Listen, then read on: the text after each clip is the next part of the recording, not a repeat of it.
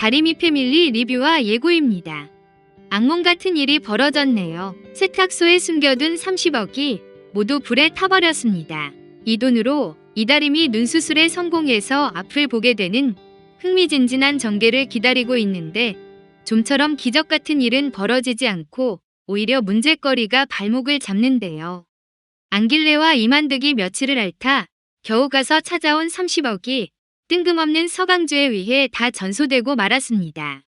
안길레와 이만득이 아직 남아있는 70억을 가지러 또 산을 찾게 될지 궁금증을 유발하고 있습니다.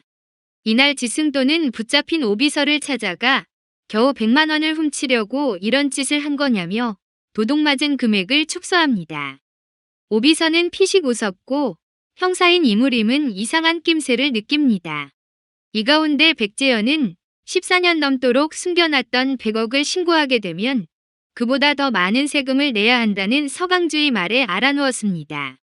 아들 서강주는 백재현에게 이실직고 하자고 설득하지만 남편 지승도는 금고의 흔적까지 없애려 하며 숨기고 맙니다.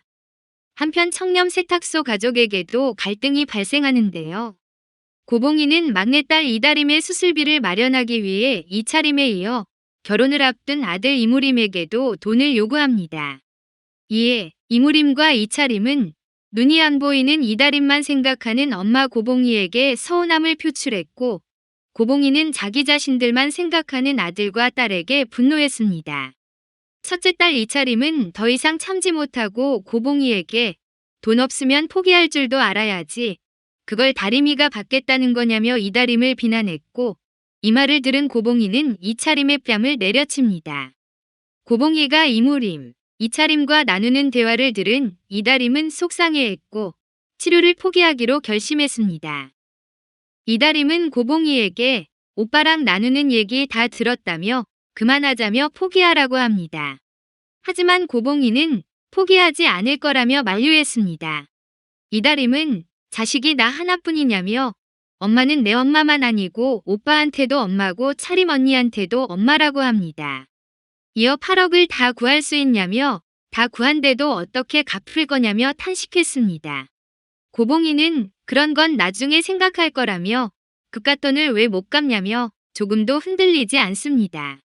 이다림은 식구들 눈치 보여서 숨도 못 쉬겠다며 자신을 비참하게 좀 만들지 말라고 눈물을 흘렸습니다. 이후 이다림은 오빠 이무림을 찾아갔고 고봉이가 예비사돈 윤미옥에게 받은 수표를 돌려줍니다. 또한 이차림의 회사로 찾아가 치료를 포기한다고 알리며 원룸 보증금 뺄 거 없다고 안심시키는데요.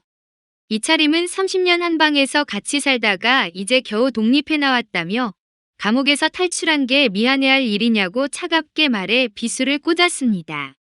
한편 안길레와 이만득은 산에서 본 돈무더기를 떠올리며 잠을 이루지 못하는데요. 다음 날 아침 경찰인 손주 이무림에게 궁금한 것들을 묻습니다. 남의 돈을 훔쳐서 애들에게 주면 애들까지 잡혀가냐며 남의 일인 듯 물었고 이무림은 훔친 사람만 벌을 받는다는 반가운 대답을 했습니다. 안길레와 이만득은 안심하며 돈을 가져올 마음을 먹었습니다. 두 사람은 한밤중 의악산을 찾았고 앞서 떨어뜨리고 온 호미와 고사리 바구니를 발견하는데요. 앞서 양길순이 묻은 돈가방을 몰래 꺼냈고 가족들에게 필요한 만큼만 꺼내 가려 합니다. 하지만 곧 그냥 죗값 달게 받겠다고 생각을 바꾸며 30억을 가져왔습니다. 하지만 돈의 부피가 너무 크자 숨길 곳이 마땅치 않은 안길레와 이만득은 몰래 세탁소 안에 있는 에어컨 속에 30억을 숨깁니다. 그런 가운데 서강주는 세탁소에서 일하는 차태용을 신경 쓰여 했고 엄마의 심부름으로 배혜자의 가게에 간 김에 차태용이 다리미와 사귄 지 얼마나 됐냐고 묻습니다. 배혜자는 다리미가 아니라 차림이랑 썸 타는 것 같다며 고개를 갸웃했고 서강주는 양다리 아니냐고 의심하는데요.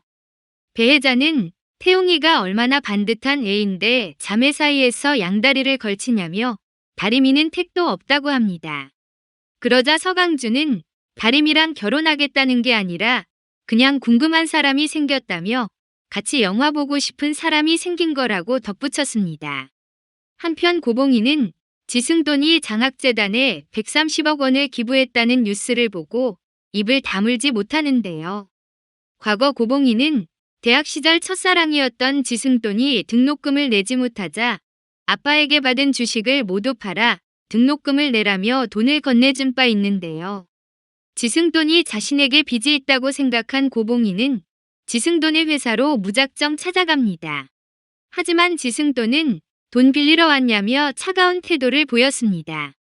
지승돈은 대학 졸업하고 못 본 지 40년이 되어 가는데 나한테 돈 빌려달라고 하고 싶냐고 빈정댔고, 자존심이 상한 고봉이는 받을 돈이 있으니까 온 거라며 당시 네가 등록금 업돼서 강성전자 주식 61만 원어치 팔아서 빌려주지 않았냐며 오늘까지 가지고 있었으면 3억이라고 증권회사에서 떼온 서류를 건넸습니다.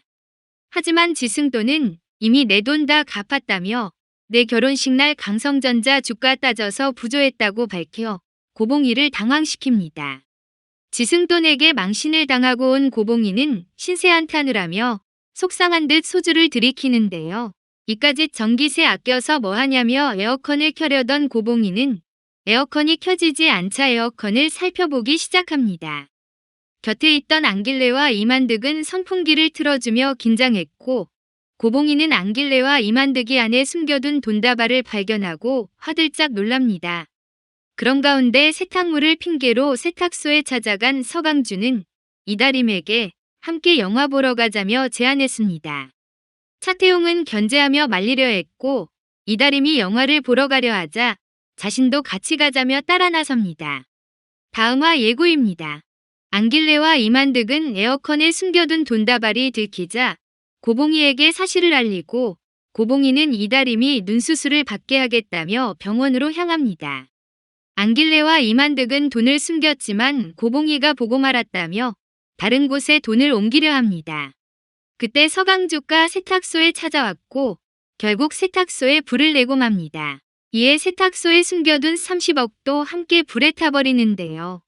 수술을 앞둔 이다림의 병원비가 필요하게 된 안길래와 이만득이 또다시 산에 가서 돈을 가져오게 될지, 이다림이 수술을 포기하게 될지 궁금증이 커지고 있습니다. 영상을 다 보셨다면 구독과 좋아요 부탁드려요.